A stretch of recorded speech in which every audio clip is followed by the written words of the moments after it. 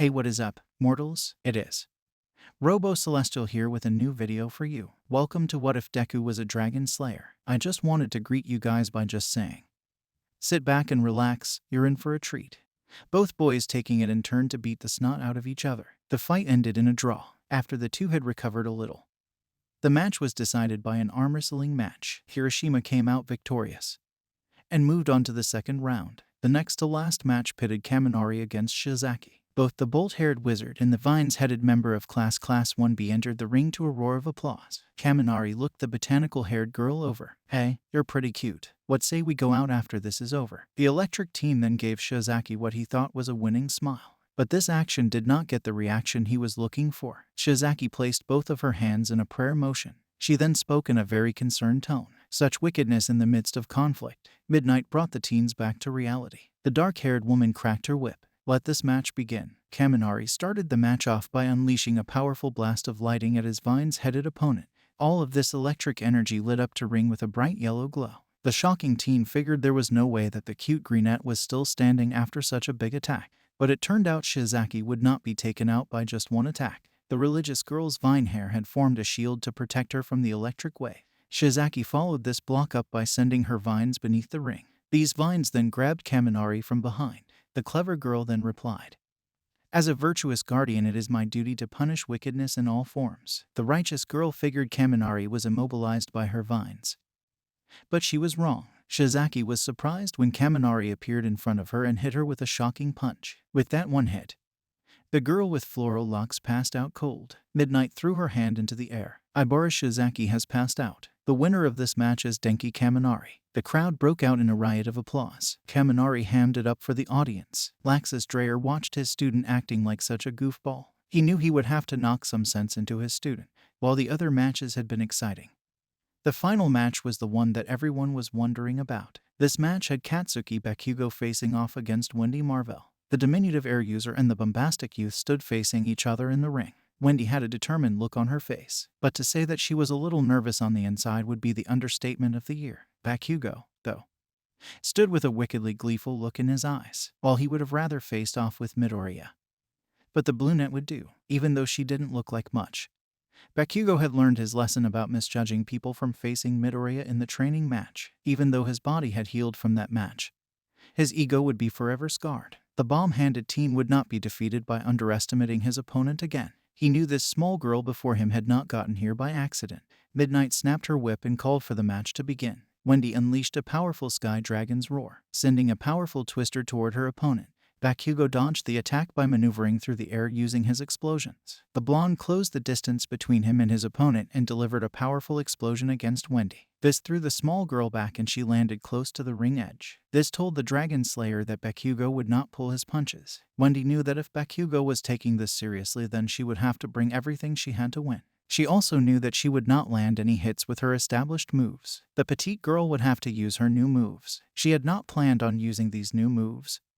Yet, her plan had been to use them later, hopefully against Midoriya in the final round. But now there was no time to hold back. Wendy focused her magic power through her whole body. A whirlwind formed around the girl and lifted her off the ground. She then used the wind envelope to zip through the air like a dart. Bakugo watched his class rep taking to the air and smiled. Not bad, pigtails. Now let's get this fight started. For real. Wendy and Bakugo flew through the air at one another. Wendy focused her magic into her hands. Tornadoes formed around her wrists. The small girl drew her arm back and struck Bakugo in the gut with a powerful blow. When she hit her opponent, the girl yelled at the top of her lungs, "Sky Dragon Claws." This attack hit the explosive youth like a truck. Bakugo fell to the ground. All of the wind knocked out of him. Wendy landed a short distance from the blonde bomb.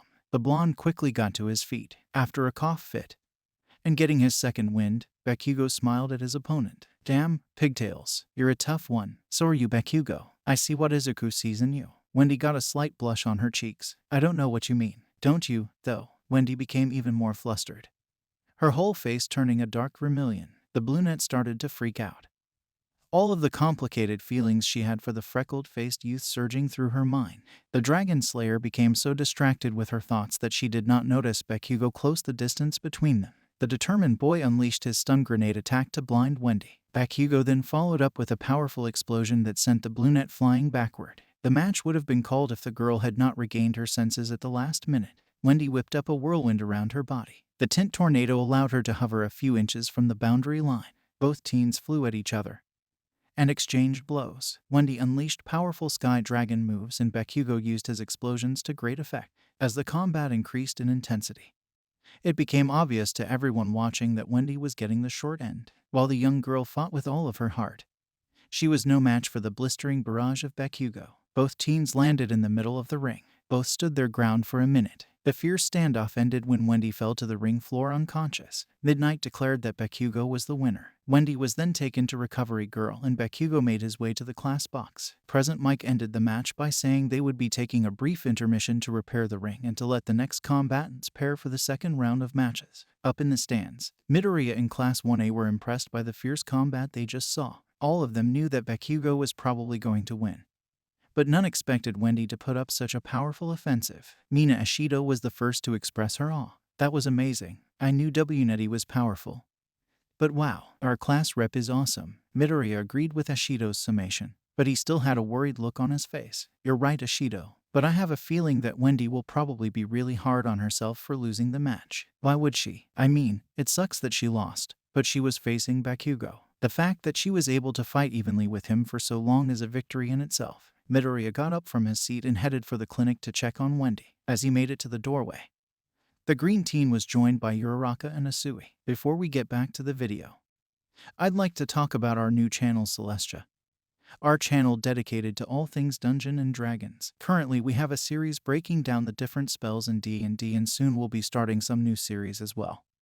So if you're a fan of D&D, or have an interest in learning about it, check it out. Additionally, if there is something you've always wanted to see get made into a video, head over there and leave a comment mentioning it. Meanwhile, Wendy was recovering in the clinic, and a knock came at the door. It was Lucy Hartfilia. The blonde woman had come to check on her student. She was surprised to find the girl with pigtails crying. What is the matter, Wendy? The small girl quickly wiped her tears away as best she could. Oh, it is nothing, master. It doesn't sound like nothing. Tell me what is wrong, girl. The emotional girl started to cry again as she explained. It is just, I wanted to win so badly. I trained so hard, but I still lost. I am the class representative, but I did little to show how great our class is. I am such a failure. Lucy walked over and embraced Wendy in a firm hug. There. Wendy, I understand that you wanted to win, but understand that sometimes there will be times that you lose. The important thing is to learn from your mistakes and use them to make you stronger. Really, master? Yes, Wendy, but it is all right to be bummed. After a few minutes, Wendy managed to calm down. It was then that Lucy sprung a question on her. So, would part of the tear fest be that Bakugo distracted you by bringing up your feelings for Izuku? Wendy's face blushed and her body went stiff. No, how did you hear that? Anyway, Natsu was sitting next to me the whole time. He overheard it and wondered what it meant. Wendy's face got even more red after hearing that. Oh no, now Midoriya is going to find out. This is horrible. And with that, Wendy started to cry again. Lucy quickly slapped Wendy across the face. The emotional girl recoiled from her master in shock. Calm down, would you? Izuku is not going to find out anything. I told Natsu that it was just a tactic that Bakugo was using to distract you, and he believed that. Of course he did. After all, Natsu is, well, Natsu, I guess you have a point. Suddenly Wendy got worried again. You won't tell him, will you, Master Lucy? I won't, but you should. If you got that distracted by someone bringing it up, then it is probably not a good idea to keep your feelings hidden. Take it from someone who knows. Better to tell someone how you feel before they are gone. But that is your decision to make. Just think about it, okay? Wendy nodded to her master. Okay, master, I will. As Lucy walked to the door, Midoriya entered the room with Uraraka and Asui. The girls comforted Wendy and Midoriya encouraged her. The four then went to rejoin their classmates in the stadium. The second round got underway after the break. The first match had Midoriya facing off against Ida, while Tenya tried his best. He was no match for the flame-fisted Midoriya. Match 2 was Takoyami versus Ashido, thanks to the versatility and power of his quirk. The Dark Edge Lord defeated the perky break dancer. Next came Kendo versus Kirishima. The manly youth fought hard and used all of his durability to try and come out on top. But sadly he failed this time and Kendo emerged victorious. The large-fisted girl was able to dish out more punishment than the rock-skinned youth could take. Finally, Kaminari was pitted against Bakugo. The members of Class 1A knew that both of these boys were strong, but the outcome still shocked everyone. After a fierce battle, Kaminari got the upper hand using his lighting body magic to dodge out of the way of Bakugo's explosion. The electric teen also used his lighting attacks to wear down his opponents over the match. The result was that Kaminari moved on to the semi-final. A short break was taken to repair the ring.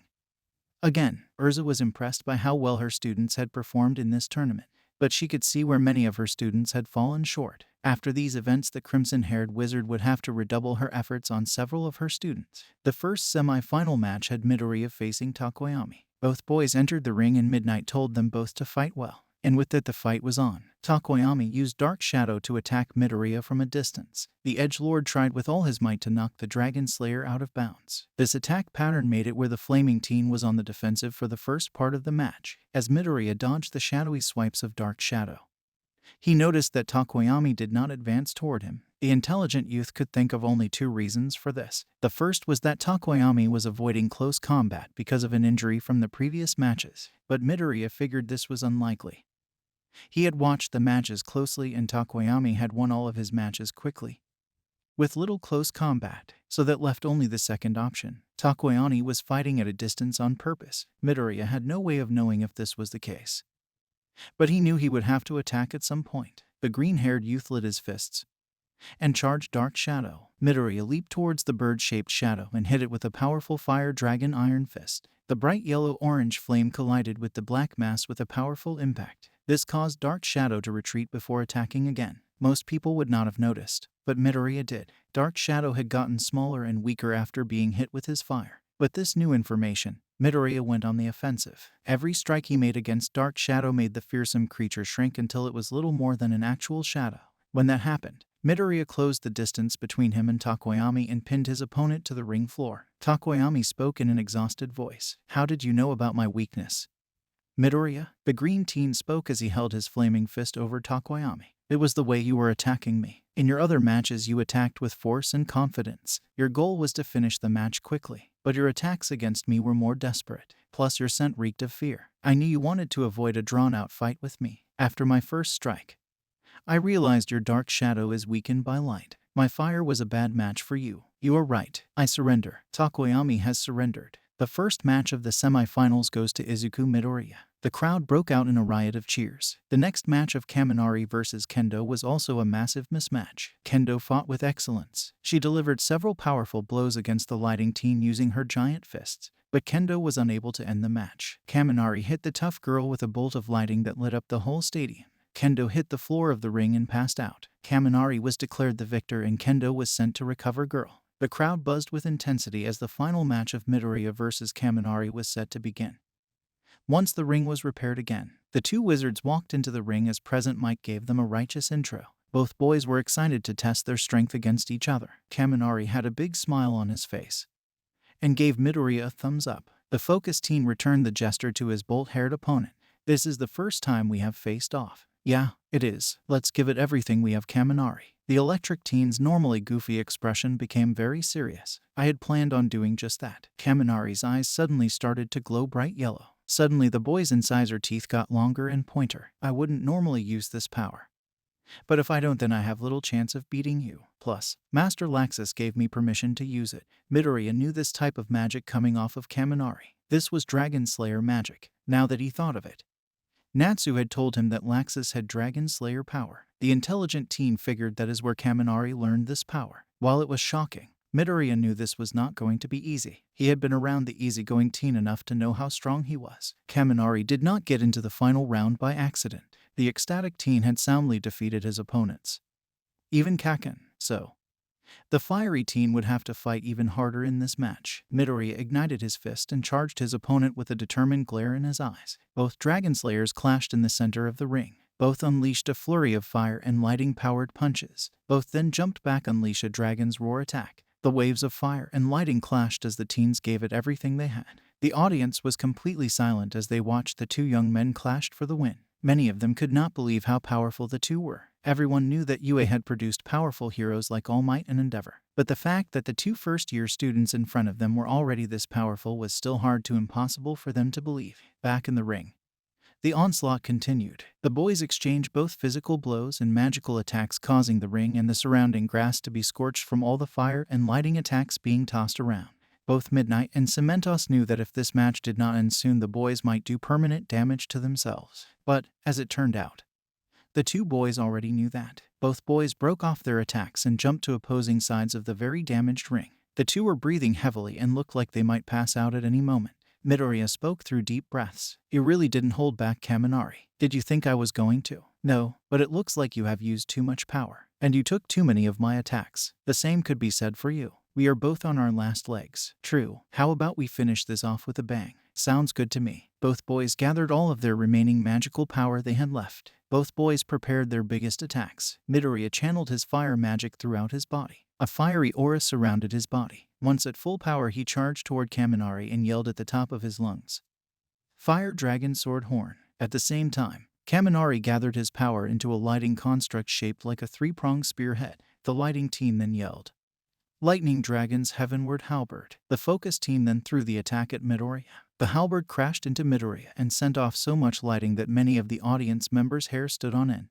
This attack damaged the fire user a lot, but he did not stop his charge. Midoriya impacted Kaminari with a super powerful headbutt. The electricity user was engulfed in flames. The exchange of such powerful attacks kicked up so much dust that it was unclear who had won. When the dust finally cleared, both boys were laying on the ring floor unconscious. Midnight checked on the two boys. She then called up Nezu on her earpiece. She then gave her decision to the crowd. This round is a double knockout. Normally, we would wait for these two to recover and then have a tiebreaker, but that would be very anticlimactic. Plus, these two boys will take some time to recover. With those two things in mind, we have decided to award first place to both Izuku Midoriya and Denki Kaminari. At that proclamation, the audience burst into riotous applause. Both Dragon Slayers were taken to Recovery Girl. The elderly hero found that both boys were worn out and beaten up, but they were otherwise okay. She ordered bed rest for both of them. Because of that, the two were not able to attend the medal ceremony. Meanwhile, two dark figures met in an abandoned warehouse. The first figure was a tall man with blades all over his body and a bandana over his eyes. The other man was a giant concealed by the darkness. The giant spoke in a gruff voice. "You have done well with your campaign. You have done well with the power I have given you. Continue with your good work. I planned on it, Master." Just then a figure made of bulk and purple mist appeared in the warehouse. The bladed man attacked the figure with one of his long swords. Unfortunately, the blade could not pierce the mist man. "I am sorry for intruding on you, gentlemen, but I think we have a lot to discuss." The man with the blades went to attack Kurogiri again, but the giant stopped him mid-attack. "Stand down, Stain. This man had the guts to enter my lair alone. I would like to hear what he has to say." Principal Nezu gave the students 3 days off after the sports festival. This would give the finalists time to recover from the battles of the tournament.